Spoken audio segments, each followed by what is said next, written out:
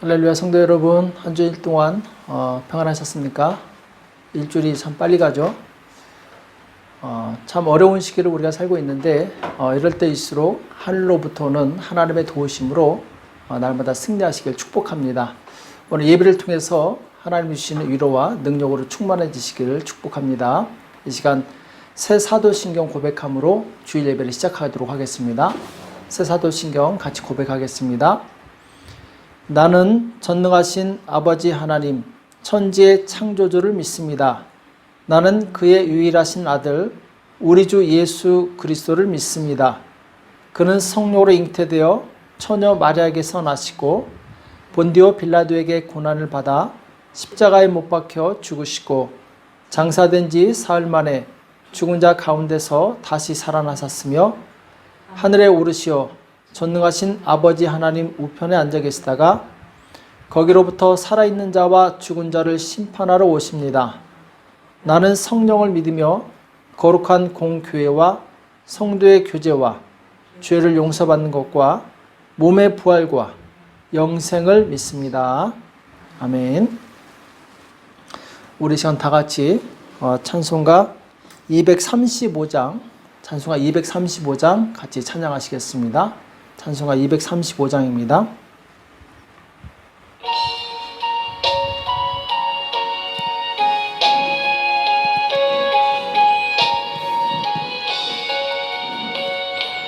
달고 묘한 그 말씀, 생명의 말씀은 귀한 그 말씀 진실로 생명의 말씀이 나의 길과 믿음 밝히 보여주니 아름답고 귀한 말씀 생명샘이로다. 아름답고 귀한 말씀 생명샘이로다. 귀한 그 말씀 내 노래 제목이 되도다. 모든 사람의 복주는 생명의 말씀을 값도 없이 받아 생명 길을 가니 아름답고 귀한 말씀 생명샘이로다. 아름답고 귀한 말씀 생명샘이로다. 널리 울리고 퍼지는 생명의 말씀은 마음의 용서와 평안을 골고루 주나니 다만 예수 말씀 들어 복을 받네. 아름답고 귀한 말씀 생명샘이로다. 아름답고 귀한 말씀 생명샘이로다. 아멘.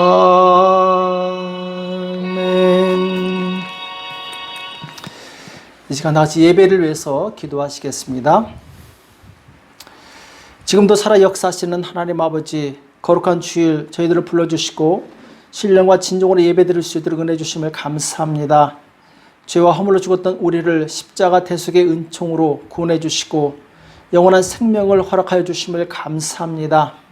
하나님, 우리가 하나님의 자녀가 되었고 또 하나님의 자녀로서의 권세를 사용할 수 있는 큰 은혜 주심을 감사합니다. 아버지, 이 권세를 통하여 아버지 많은 분들을 살리게 도와 주시옵시고 하나님 나라를 확장할 수 있도록 역사하여 주시옵소서. 하나님, 우리의 연약함을 주님 앞에 고백합니다. 우리를 불쌍히 여겨 주시옵시고 우리의 믿음이 없음을 불쌍히 여겨 주시옵소서. 하나님께서 우리에게 큰 권세를 주셨사온데 하나님, 우리는 믿음이 연약하여 이 권세를 사용하지 않고 아버지 주일에 더욱더 열심히 내지 못했던 것을 용서하여 주시옵소서. 하나님, 우리에게 믿음을 다하여 주시기 원합니다. 주님, 세상을 이길 믿음을 허락하여 주시옵소서. 지금 코로나 바이러스로 인해서 우리는 큰 걱정과 두려움 가운데 있습니다.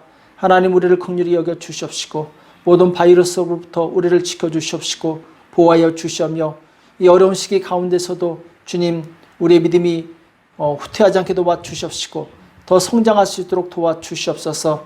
날마다 주님을 만나게 도와주시옵시고 날마다 주님의 음성을 들을 수 있도록 주님 역사하여 주시옵소서. 하나님, 이 코로나 시국에 우리의 신앙이 나태하거나 퇴보하지 않게 도와주시옵시고 더욱더 말씀과 기도에 힘써서 주님을 가까이 하게 도와주시옵시고 우리 영성이 아버지 하나님 참으로 깊어져서 영혼들을 주님 앞에 인도하기에 부족함이 없는 주님의 훈련된 제자들로 세워지도록 역사하여 주시옵소서. 사랑하는 우리 성도들, 주님께서 가정 방문하여 주시옵시고 저들에게 친히 안수하여 주시옵시고 병든 자 치유하여 주시며 경제적으로 고난당하는 자 주님 위로하시고 회복시켜 주시며 아버지 참으로 가정마다 모든 문제 해결되며 주님의 평안이 임할 수 있도록 역사하여 주시옵소서. 주님, 환난 가운데서도 주님께서 함께 하심을 믿고 하나님께 감사하게 도와주시옵시고 주님, 우리의 믿음의 고백이 주님 앞에 상달되어서 이 깊은 터널과 같은 고난들이 속히 지나갈 수 있도록 주님 역사하여 주시옵소서. 아버지, 일선에서 수고하는 모든 의료진들을 축복합니다. 저들이 감염되지 않도록 주께서 지켜주시오며 아버지 하나님, 참으로 구호 장비가 구호복이 제때 지급되게 도와주시옵시고 아버지 하나님, 많은 사람들이 환자들이 회복되고 치유될 수 있도록 역사하여 주시옵소서. 정부를 축복합니다. 정부 모든 지도자들 백성을 사랑하는 마음을 주시옵시고 저들에게 공평하게 혜택이 돌아갈 수 있도록 주께서 역사하여 주시옵소서. 주님 의지합니다. 주님이 어려운 시기 우리에게 믿음을 주셔서 승리하는 삶으로 아버지 하나님 전진할 수 있도록 역사하여 주시옵소서. 날마다 하나님 주신 말씀으로 승리하기 원합니다. 오늘 또한 주님께서 주시는 말씀으로 우리가 승리하기 원합니다. 말씀이 신비에 새겨지게 도와주시옵시고 그 말씀으로 용기를 얻고 담대해서 주님 세상에 나가 승리할 수 있도록 역사하여 주시옵소서. 그래야 주님 오시는 그날에 주님 부끄러움이 없게 도와주시옵시고 주님께 칭찬받는 우리 모두가 될 수 있도록 역사하여 주시옵소서. 오늘 예배 가운데 주께서 함께해 주실 것을 믿고 감사하며 예수님의 이름으로 간절히 기도합나이다. 아멘. 이 시간 하나님의 말씀 요한복음 10장 10절 한 구절만 보도록 하겠습니다. 요한복음 10장 10절 같이 한 목소리로 합독하도록 하겠습니다. 요한복음 10장 10절입니다. 같이 읽겠습니다. 시작. 도적이 오는 것은 도적질하고 죽이고 멸망시키려는 것뿐이요 내가 온 것은 양으로 생명을 얻게 하고 더 풍성히 얻게 하려는 것이라. 아멘. 승리의 삶을 위한 영적 원리들, 승리의 삶을 위한 영적 원리들 이란 제목으로 같이 말씀을 나누겠습니다.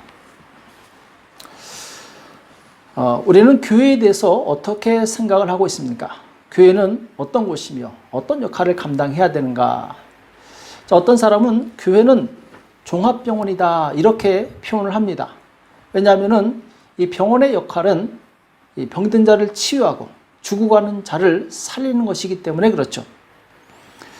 교회는 죄와 허물로 죽었던 우리 영혼을 살리고 또 이 다른 영혼을 살리는 군사로서 훈련받는 훈련 장소입니다. 그래서 하나님의 나라는 이 죄와 싸워서 영적으로 승리하는 자가 들어갈 수 있는데 이 땅에서 영적으로 승리하기 위한 몇 가지 원리들이 있습니다. 오늘은 7가지 원리들을 같이 말씀을 나누고자 하는데 이 원리를 잘 이해하고 순종하면 이 땅에서도 복을 누리고 그리고 하나님의 나라에도 넉넉히 들어가는 그런 축복을 누릴 수 있습니다. 자, 그러면 이 승리를 위한 첫 번째 원리는 무엇인가?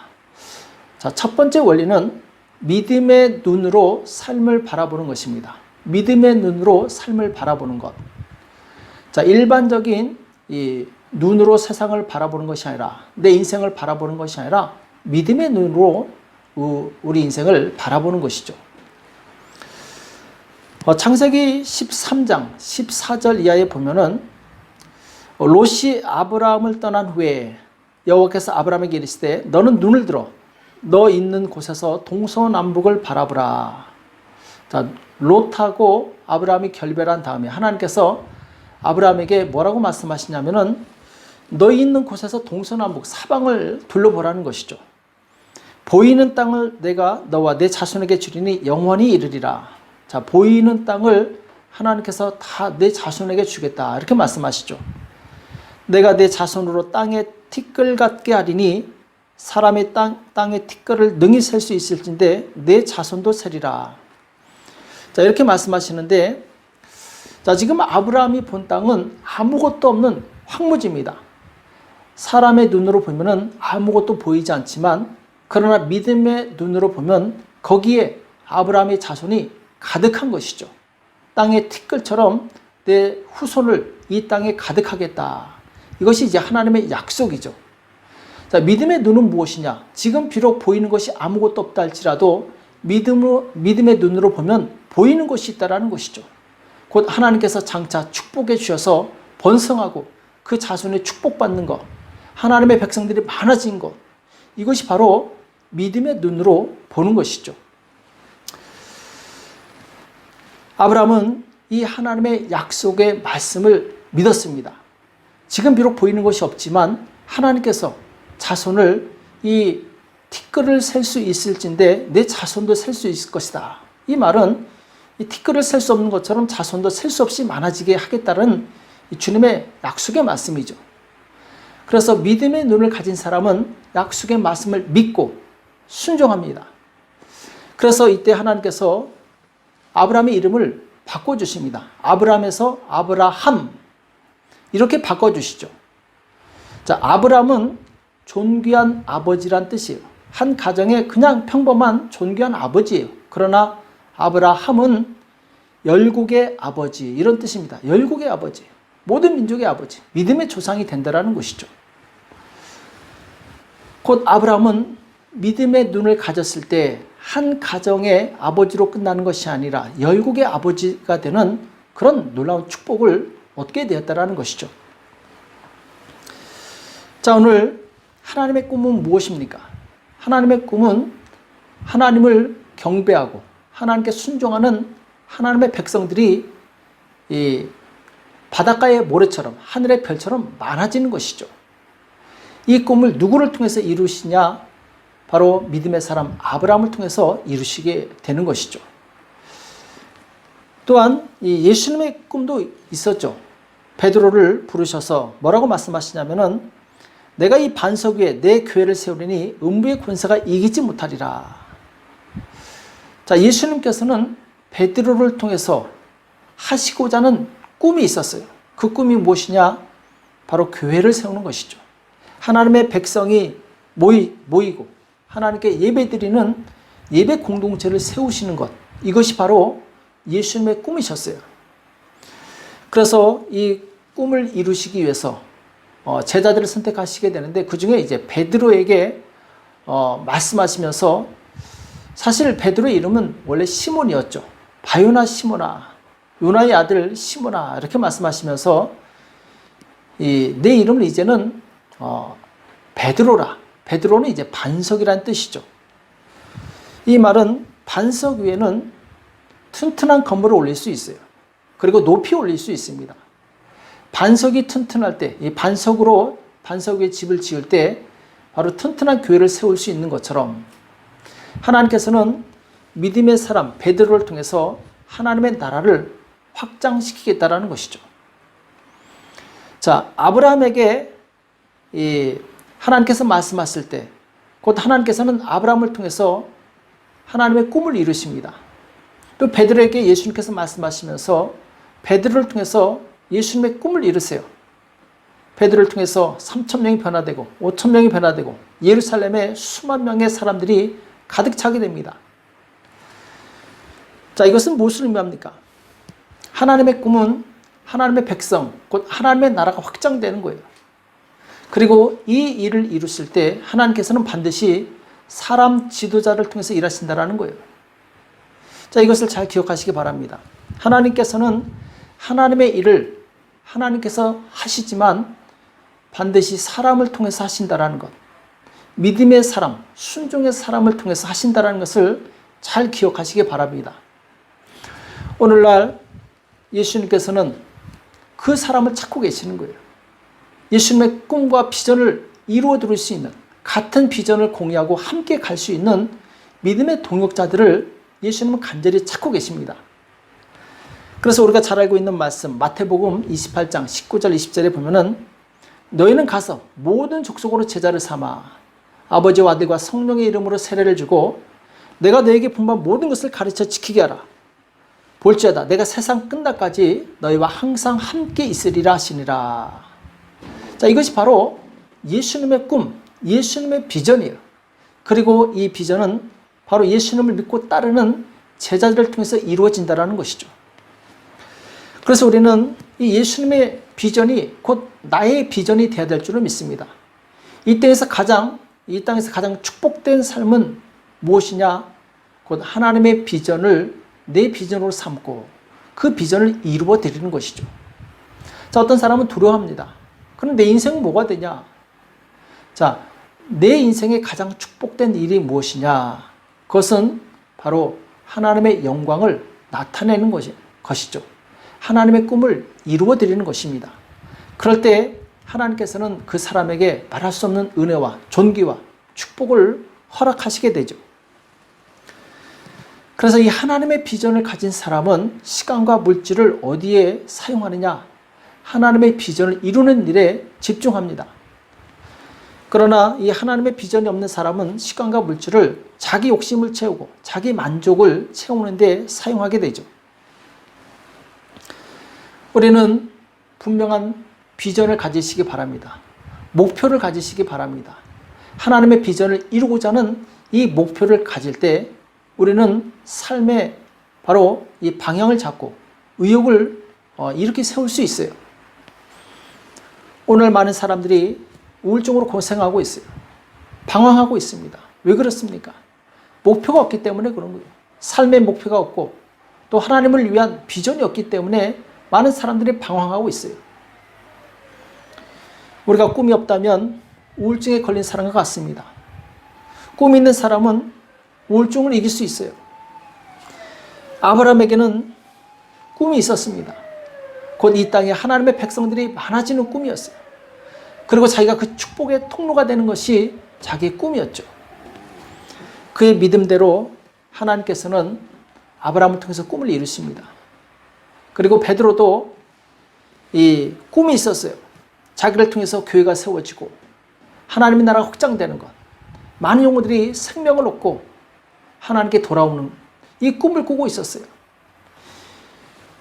우리는 이 꿈이 우리의 꿈이 되어야 될 줄을 믿습니다.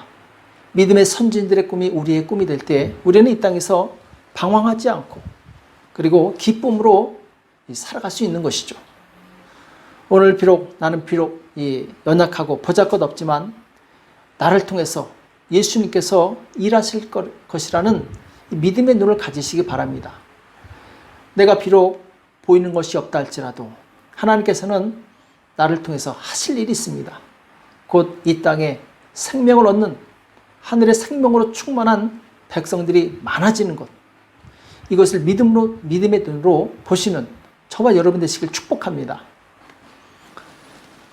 승리를 위한 두 번째 원리는 자기 감정을 조절하는 것입니다. 자기 감정을 조절하지 못하면 영적으로 승리할 수가 없어요. 사도 바울은 데살로니가 교회 성도들에게 자기 감정대로 살지 말고 하나님의 말씀대로 살라고 권면하고 있습니다. 자, 그 말씀이 우리가 잘 아는 말씀이죠. 데살로니가전서 5장 16절에서 18절입니다. 항상 기뻐하라. 쉬지 말고 기도하라.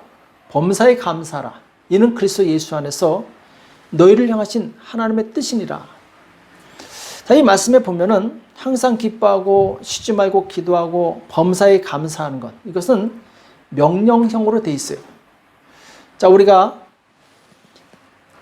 이렇게 이 질문할 수 있겠죠. 어떻게 항상 기뻐할 수 있습니까? 우리가 사는 이 땅에 정말 많은 고난이 있고 어려운 문제들이 있는데 어떻게 우리가 기뻐할 수 있습니까? 이렇게 고백할 수 있는데, 우리는 슬픔이라는 감정 혹은 시기심이라는 감정에 통제되지 말고 하나님의 말씀에 통제되라는 것이죠. 곧 항상 기뻐하라, 쉬지 말고 기도하라, 범사에 감사하라. 이것은 긍정적인 하나님의 명령입니다. 이 말씀대로 살라는 것이죠. 슬퍼도 기뻐하고, 또 기도하기 싫어도 기도하고, 감사할 일이 없지만 그래도 감사하는 것. 이렇게 살 때 하나님의 뜻대로 사는 것이고, 하나님의 뜻대로 살 때 우리는 영적으로 승리하는 삶을 살 수 있다는 것이죠. 그래서 신앙생활은 내 감정에 이끌려 사는 것이 아닙니다. 주님의 명령에 이끌려 사는 삶이 바로 진정한 신앙생활입니다. 내가 내 감정대로 살지 않기 위해서는 나를 객관적으로 볼 수 있어야 돼요. 곧 내 시각으로 나를 보지 않고 하나님의 시각으로 나를 볼 수 있어야 된다는 것이죠. 자, 이게 무슨 말이냐? 우리는 실수하고 실패하고 고난에 빠졌을 때 좌절합니다. 그리고 내 자신에 대해서 많이 실망하죠.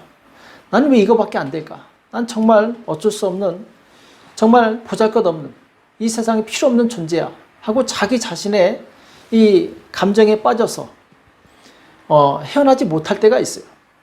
그것은 자기 감정, 곧 자기 생각으로 자기를 바라보는 것이고, 그렇게 하면은 우리는 실패할 수밖에 없어요. 그럼 우리가 어떻게 하면 승리할 수 있느냐? 하나님의 시각으로 나를 바라보는 거죠. 객관적으로 나를 바라볼 수 있어야 됩니다. 하나님의 시각으로 볼 때 나는 하나님의 존귀한 자녀입니다. 무궁한 가능성을 가진 사람이에요. 예수님의 생명과 맞바꿀 정도로 나는 존귀한 자라는 것이죠. 그래서 내가 비록 실수하고 실패하고 고난에 처했다 할지라도 스스로를 자책하고 그리고 자기를 너무 미워하지 마시기 바랍니다. 그것은 내가 보는 것이고 하나님의 시각으로 볼 때 나는 존귀한 자라는 거예요. 아브라함이 아무 실수가 없고 완벽해서 하나님께서 선택하셨습니까? 그렇지 않습니다. 아브라함도 실수투성이의 사람이에요. 자기 부인을 2번이나 거짓말로 속입니다. 내 부인이 아니라고 속여요. 또 하나님께서 가나안 땅으로 가서 거기 있으라고 했는데 가뭄이 되니까 이 애굽 땅으로 도망갑니다. 갔다가 다시 또 돌아오고, 그렇게 온전한 인생을 산 것이 아니에요. 베드로도 마찬가지죠. 베드로도 예수님한테 사단이라는 말까지 들었어요. 얼마나 오락가락하고 정신이 없는지 이 사단한테 속아 넘어가고, 또 예수님 2번이나 부인합니다. 만약 예수님께서 이 땅에서 온전한 자를 찾는다면 한 사람도 선택하실 수 없을 것이에요. 예수님께서는 우리의 가능성을 보고 선택하시는 거예요. 우리의 믿음을 보고 선택하시는 거예요. 나는 비록 연약하고 실수투성이고 실패 연속인 그런 사람이지만 내가 주님을 붙잡으면 주님께서 나를 이끌어 주신다라는 거예요. 주님의 능력으로 나를 이끌어 가신다라는 것이죠. 여기에 대한 믿음만 가지고 있으면 우리는 금방 회복될 수 있습니다. 절망에서 소망으로 일어날 수 있어요. 그래서 누가 나를 욕하고 조롱해도 거기에 집착할 필요가 없습니다. 세상의 모든 사람에게 다 칭찬받는 사람은 없어요. 누구에겐 칭찬받지만 누구에게는 욕을 먹습니다. 그것에 연연해 하다가는 그 사람은 스스로 지치게 되죠.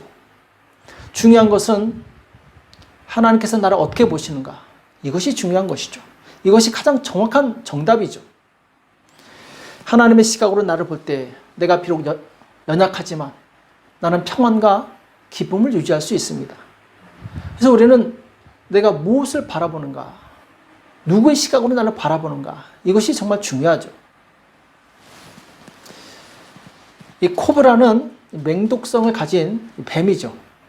종종 이 코브라가 새를 잡아먹는다고 합니다. 우리 생각은 이해가 안 가죠. 새는 그냥 날아가면 되는데 이 땅에 기는 이 코브라가 새를 잡아먹어요. 자, 어떻게 그럴 수 있느냐? 새가 땅에 앉거나 혹은 나무까지 앉았을 때 코브라가 그 앞에서 입을 아주 최대한 크게 벌린다고 합니다. 자, 그때 새는 하늘을 바라보고 얼른 도망가면 되는데 어디를 집중하느냐? 이 코브라의 입 속을 집중한다고 그래요. 입 속을 계속 집중하다 보니까 마치 최면에 걸린 새처럼 금방 공포와 두려움에 떨면서 꼼짝을 못한다라는 거예요. 그래서 얼어붙은 그 순간에 코브라가 와서 그냥 잡아먹는 것이죠. 사단은 그와 같습니다. 사단은 작은 것을 크게 만들어요. 아무것도 아닌 것을 중요하게 만듭니다. 그래서 사람으로 하여금 두렵게 만들고 그리고 거기에 집착하게 만들어요. 우리 사단의 속임수에 넘어가면 안 됩니다. 이겨야 돼요. 어떤 분은 그럽니다. 정말 죽을 것 같은 문제가 생겼을 때 그것을 감정 노트라고 하죠. 이것 때문에 난 너무나도 힘들다 하고 노트를 쓰고 모든 감정을 다 기록한 다음에 3일 있다가 다시 본다고 합니다. 그러면은 그때 가서는 이거 아무것도 아닌데 왜 내가 이것 때문에 그렇게 고민했을까? 이렇게 얘기한다고 그러죠. 그렇습니다. 우리가 영적으로 승리하기 위해서는 내 감정대로 살면 안 돼요. 내 감정에 집중하면 안 됩니다. 하나님의 말씀에 집중해야 됩니다. 능력에 집중해야 돼요. 자기 감정은 주관적인 것이고 진리가 아닙니다. 진리는 무엇이냐? 사실이 진리예요. 사실이 무엇이냐? 하나님의 말씀이죠.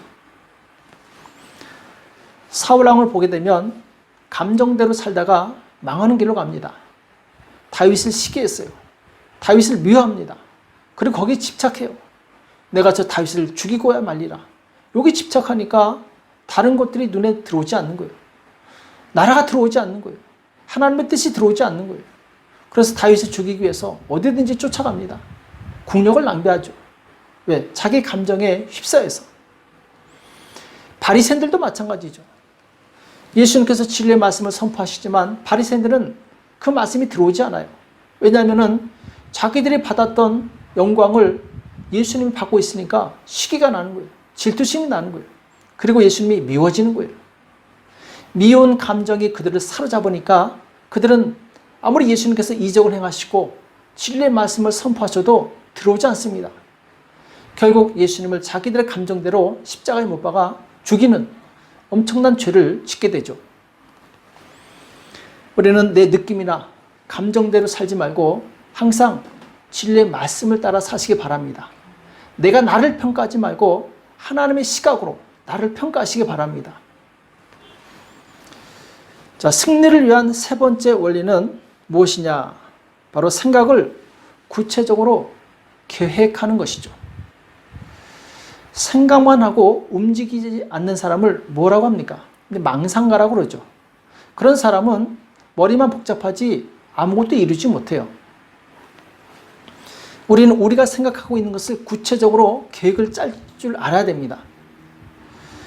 여호수아 18장 4절에 보면은 여호수아가 각 지파에 3명씩 선정해서 그들로 하여금 그 땅에 두루 다니면서 그 기업에 상당하게 그려가지고 내게 가져오라 이렇게 명령하는 내용이 나옵니다. 여호수아가 가나안 땅을 정복하는데 아직 7지파가 땅을 얻지 못했어요. 근데 그 7지파는 땅만 바라보고 있었지 구체적인 행동을 하지 않는 거예요. 여호수아가 참 답답한 거죠. 하나님께서 아무리 그들에게 땅을 주셨다 할지라도 내가 행동하지 않으면 그 땅을 누릴 수 없어요. 그 땅을 차지할 수 없는 거죠. 마찬가지입니다. 하나님께서 우리에게 복을 주셔서도 그 말씀을 믿고 행동해야지 그 복이 내 것이 될 수 있는 거죠.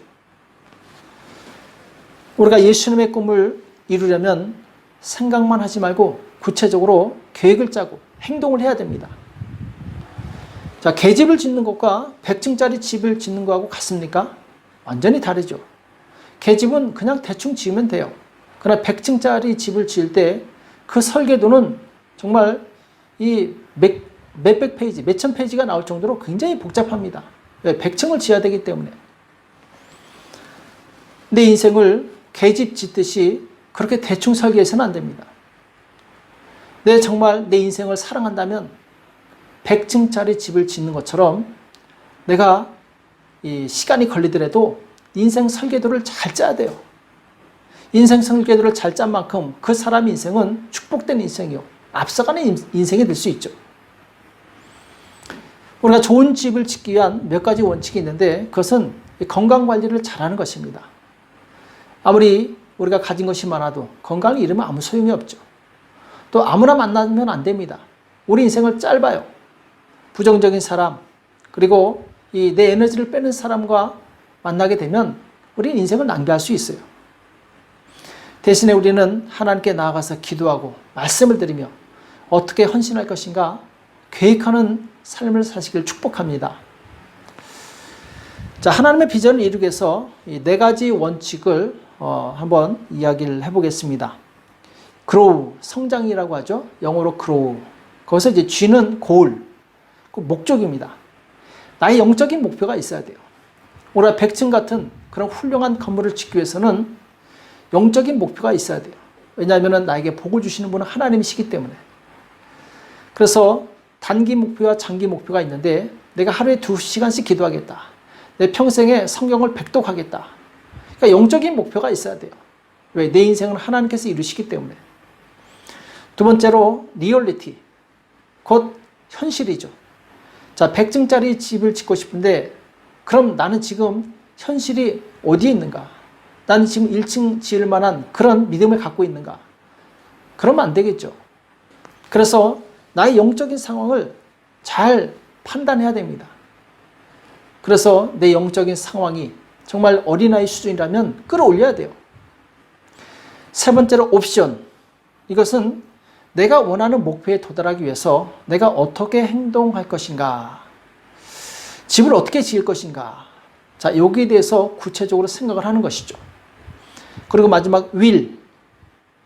이것은 시간 단위 혹은 분 단위로 구체적인 타임 플랜을 짜고 그대로 행동하는 것이죠. 우리가 계획을 짜지 않으면 하루가 그냥 갑니다. 시간이 금방 가는데 이룬 것이 없어요. 왜 그러느냐? 계획이 없기 때문에 그런 거죠. 우리는 계획을 치밀하게 짜시기 바랍니다. 내 인생을 소중히 여기는 만큼 계획을 잘 짜시기 바랍니다. 그리고 우리가 이 하나님의 비전을 이루기 위해서는 지속적인 동기부여가 필요해요. 왜냐하면 사람은 이 한국말에도 작심삼일이란 말이 있는 것처럼 의욕적으로 시작했다가 나중에 쉽게 지치고 그리고 포기하기 때문에 그렇죠. 그래서 우리가 계속해서 비전을 이루기 위해서는 경건한 신앙사적을 지속적으로 읽고 도전을 계속 받아야 됩니다. 나보다 수준이 높은 믿음이 좋은 믿음의 사람을 통해서 도전을 받아야 돼요. 또 내가 힘들어서 넘어지고 싶을 때, 정말 쓰러질 때 내 옆에서 이렇게 세워줄 영적인 멘토가 필요합니다. 나의 비전을 이룰 수 있도록 나를 정신적으로 자문해 줄 수 있는 그런 멘토가 있습니까? 나를 영적으로 바른 길로 인도해 줄 수 있는 영적 지도자가 없다는 것은 정말 큰 비극이에요. 여호수아 옆에는 모세가 있었어요. 엘리사 옆에는 엘리야가 있었습니다. 그래서 그들이 지치고 어떻게 해야 될지 모를 때 영적인 멘토가 그들을 이끌어주게 되죠. 내 옆에는 나를 영적으로 바르게 인도해 줄 영적인 멘토가 있습니까? 그 사람은 복이 있는 사람이에요. 자, 네 번째로 승리를 위한 네 번째 원리는 부정적인 언어를 버리고 긍정의 언어를 사용하는 것입니다. 자, 이스라엘 백성을 보면 애굽에서는 구원받았어요. 그런데 광야에서는 멸망합니다.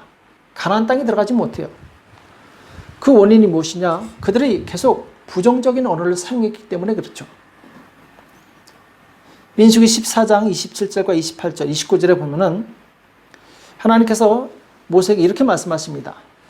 나를 원망하는 이 악한 회중을 내가 어느 때까지 참으랴? 이스라엘 자손이 나를 향하여 원망하는 바 그 원망하는 말을 내가 들었노라. 자, 지금 하나님께서는 원망하는 자들을 악한 회중이라고 말씀하고 있죠. 그리고 하나님께서는 원망하는 자들에 대해서 참고 또 참고 계속 참고 계셨다는 것을 말씀하고 있어요.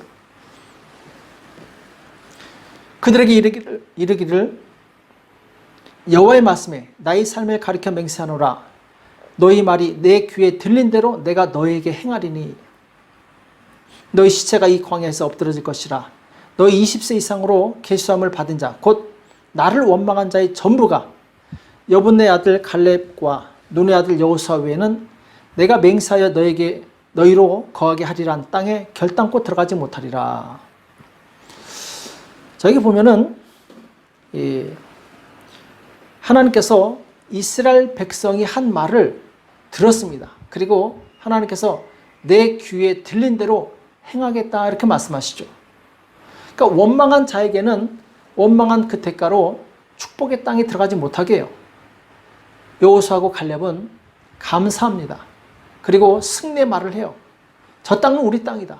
저들은 우리 밥이다.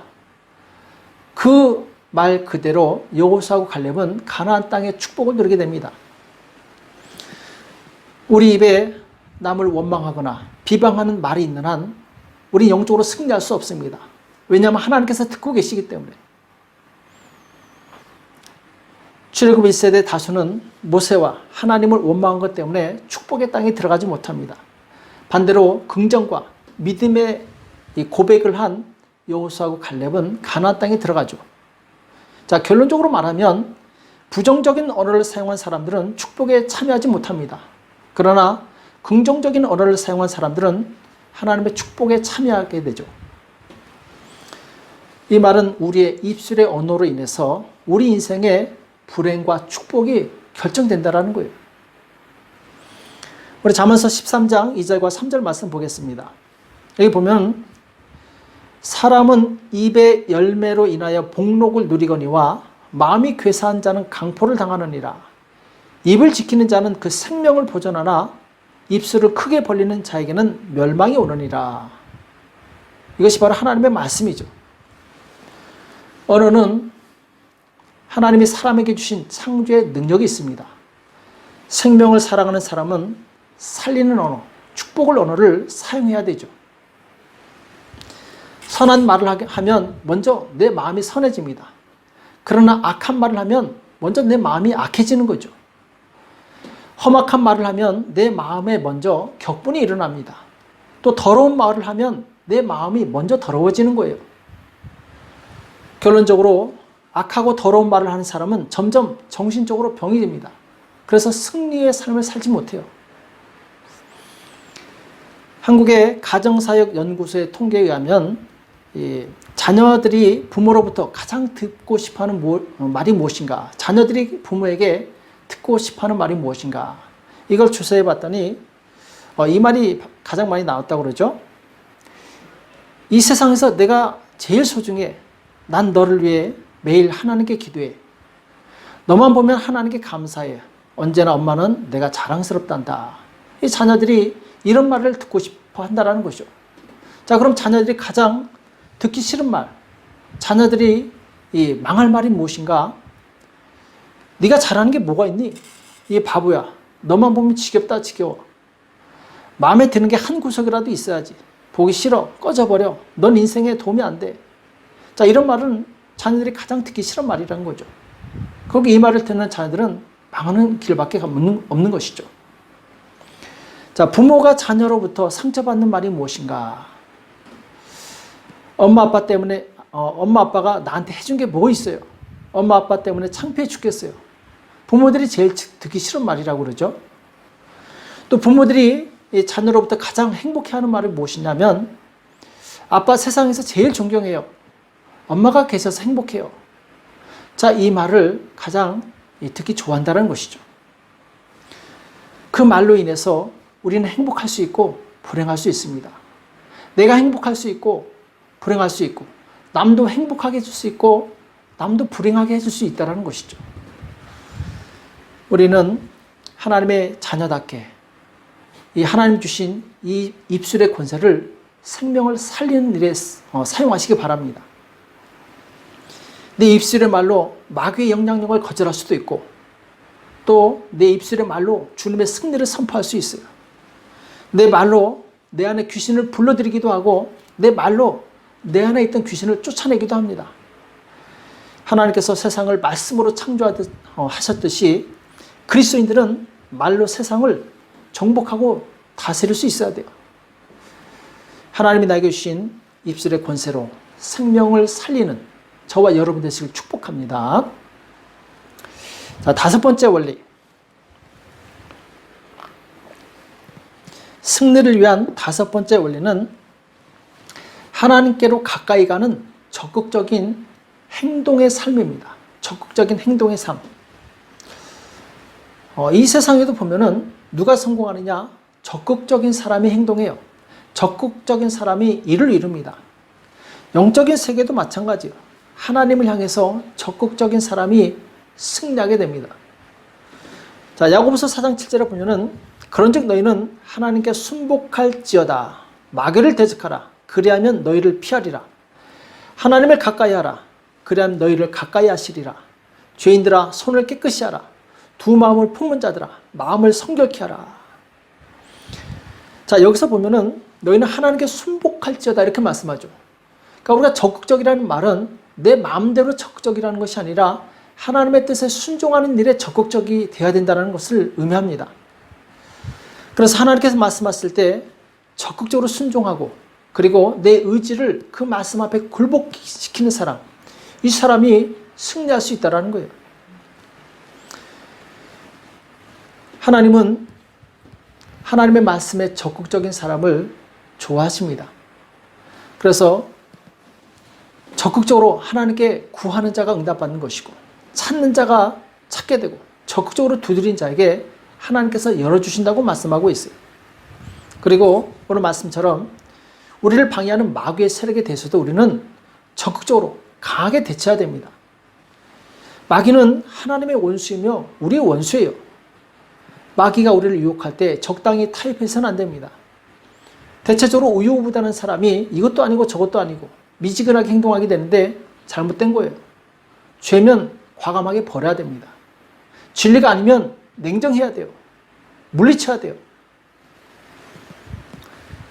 또 하나님께서는 하나님을 가까이 하는 사람에게 가까이 하신다 이렇게 말씀하고 있죠.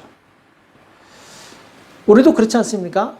나에게 잘해주는 사람에게 호감을 갖고 또 그 사람에게 나도 잘 대해주게 되죠. 반대로 나에게 악하게 하고 힘들게 하는 사람에게 대해서는 나도 동일하게 배척하고 그 사람을 가까이 하지 않습니다. 이것이 인지상정이죠.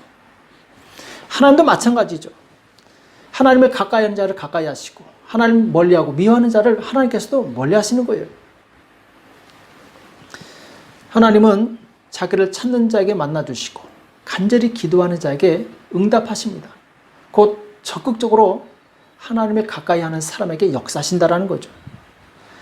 그래서 우리가 신앙생활할 때 뭐든지 적극적으로 하시기 바랍니다. 하나님께서 기뻐하시는 것이라면 적극적으로 행동하시기 바랍니다. 이를테면 하나님께 물질을 아끼지 않고 드리는 자에게는 하나님께서는 물질을 주시는 거예요. 또 힘을 다해서 봉사하는 자에게는 하나님께서 건강을 주시고 형통의 복을 주시는 거예요. 하나님은 공짜가 없으십니다. 하나님께 적극적으로 행동하는 그 사람에게 그대로 보상해 주시는 것이죠. 그래서 너희 심은 대로 거둘 것이다 이렇게 말씀하십니다.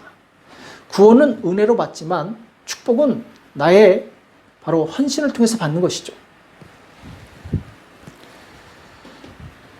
그리고 우리가 기억해야 될 것이 있는데 내가 적극적으로 신앙생활을 할 수 있도록 나에게 에너지를 넣어줄 수 있는 주변에 사람이 필요합니다. 내 주위에 내 신앙을 돕고 성장시킬 동역자가 있는 사람은 복이 있는 사람이에요. 그 사람을 만날 수 있도록 만남의 복을 달라고 기도하시기 바랍니다. 여섯 번째로 승리를 위한 여섯 번째 원리는 좋은 습관을 갖는 것입니다. 우리가 가져야 될 좋은 습관은 바로 경건의 연습이죠. 경건은 하나님이 일하시는 기본입니다. 예를 들어 운동선수는 기초 체력이 있어야 돼요. 기초 체력이 없는 사람은 어떤 운동이든지 할 수가 없습니다. 조금만 뛰어도 지쳐서 쓰러진 사람이 어떻게 운동을 할 수 있겠습니까? 경건도 마찬가지입니다. 우리 신앙의 기초는 경건의 훈련이에요. 그리고 이 경건의 훈련이 반복되면 습관이 됩니다. 좋은 습관을 가진 사람은 그 인생이 행복하고 발전합니다. 이를테면 운동하는 습관, 좋은 책을 읽는 습관, 기도하는 습관, 이것은 내 인생을 행복하게 하고 풍요롭게 하죠. 예수님께서도 새벽 미명에 산과 들에 가서 기도하십니다. 그것이 바로 습관이 됐어요. 틈만 나면 기도하세요. 좋은 습관을 가지시기 바랍니다. 특별히 영적인 습관을 가지시기 바랍니다. 말씀을 읽고 기도하고 그리고 남을 섬기고 이것을 반복적으로 하게 되다 보면 이것이 바로 습관이 되고 습관이 되면 그것이 바로 그 사람의 인생이 되고 삶이 되는 것이죠. 예수님은 그 기도하는 습관 덕분에 예수님께서 가시는 곳마다 병자가 일어나고 귀신이 떠나가고 하나님 나라가 바로 전파되게 되는 거죠. 그 다음에 7번째 마지막 원리, 이 승리를 위한 7번째 원리는 인격과 성품이 변화되는 것입니다. 예수님을 믿는다고 하면서 성품이 변하지 않은 사람은 아직 예수님을 인격적으로 만나지 않은 것입니다.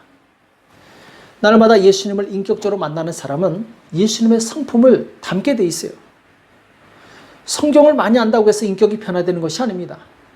교회 생활을 오래 했다고 해서 인격이 변화되는 것도 아니에요. 날마다 성령님과 교통하면서 성령의 인도를 따라갈 때 나의 인격이 변화되게 됩니다.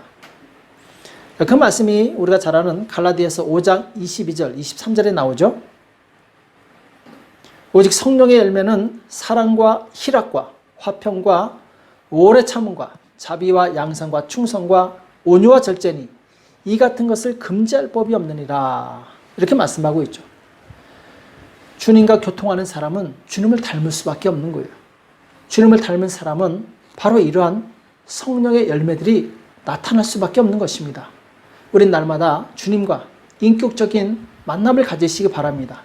주님과 교통하시기 바랍니다. 그럴 때 나는 예수님을 닮은 믿음의 사람으로 변화될 줄을 믿습니다.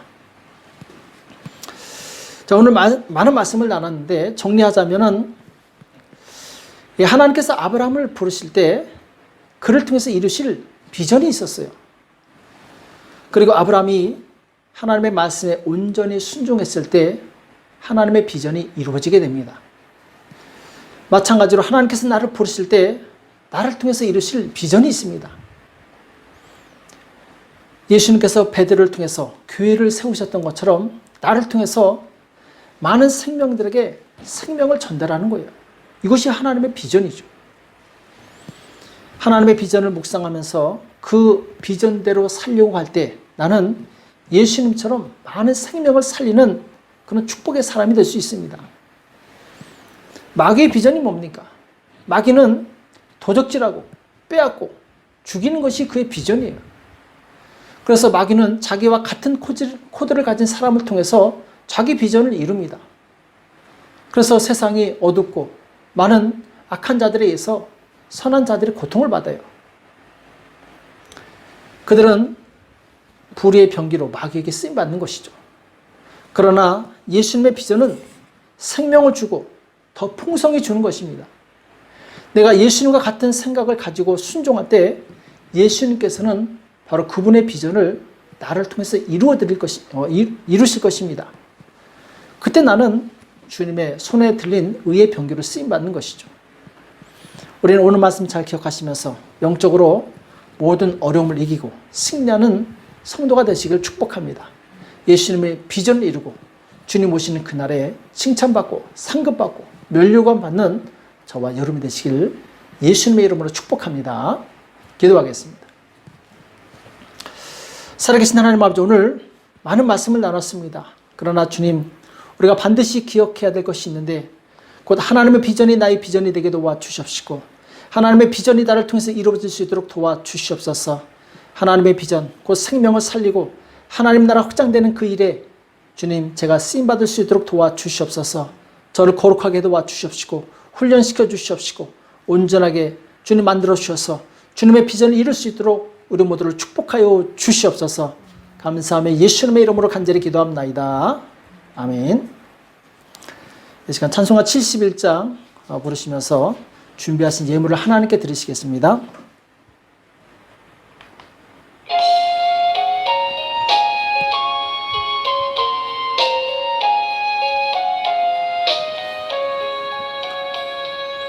내게 있는 모든 것을 아낌없이 바치네. 사랑하고 의지하여 주만 따라가겠네.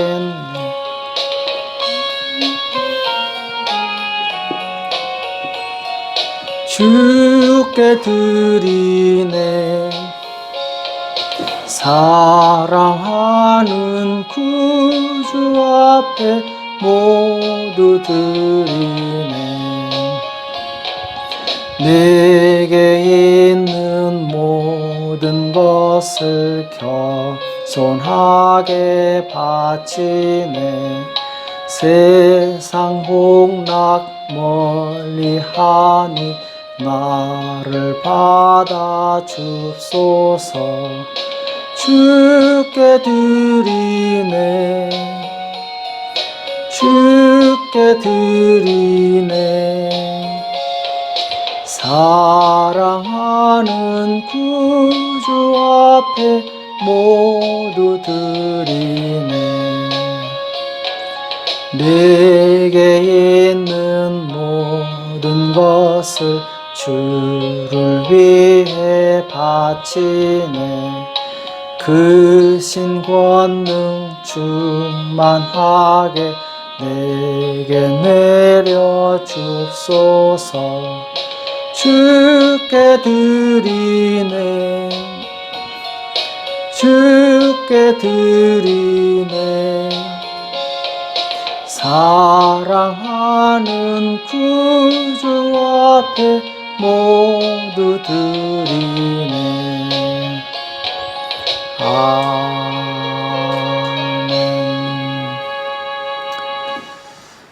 잠깐 광고에 말씀드리겠습니다. 특별한 광고는 없고요. 지금 이 코로나 바이러스가 급속도로 확산되고 있고, 특히 한인 사회에도 지금 여러 명의 확진자가 나와서 모두가 긴장하고 있습니다. 지금 우리로서 할 수 있는 것은 조심 또 조심하는 수밖에 없습니다. 여러분들 이 개인 방역에 힘써 주시고, 가급적 이 외출을 삼가해 주시고, 코로나에 걸리지 않도록 최대한 최선을 다해 주시기 바랍니다. 이 시간 드려진 예물을 위해서 기도하고 축도로 예배를 마치겠습니다. 기도하겠습니다. 살아계신 하나님 아버지, 오늘 주님 앞에 나올 때 마음과 뜻을 모아 정성껏 예물을 하나님께 올린 손길들이 있습니다. 11주 예물을 드립니다. 주일 헌금을 드립니다. 감사 예물을 드립니다. 주님, 여러 가지 모양으로 드린 모든 손길들 주님 기억하여 주시옵시고 축복하여 주시옵시고 만배로 갚아주시오며 이 땅에서 하나님의 비전을 이루는 복된 삶을 살 수 있도록 자손만대 축복하여 주시옵소서. 주께서 함께해 주실 것을 믿고 감사하며 예수님의 이름으로 간절히 기도합나이다. 아멘. 이제는 우리 주 예수 그리스도의 은혜와 하나님 아버지 극진하신 사랑하심과 성령님의 교통 역사 인도하심이 진실로 하나님의 비전이 내 비전이요 예수님의 비전이 내 비전인 복된 성도들 머리 위에 교회 위에 이제로부터 영원토록 함께 있을지어다. 아멘. 성도 여러분, 한 주일 동안 승리하시기 바랍니다. 사랑합니다. 축복합니다. 승리하세요.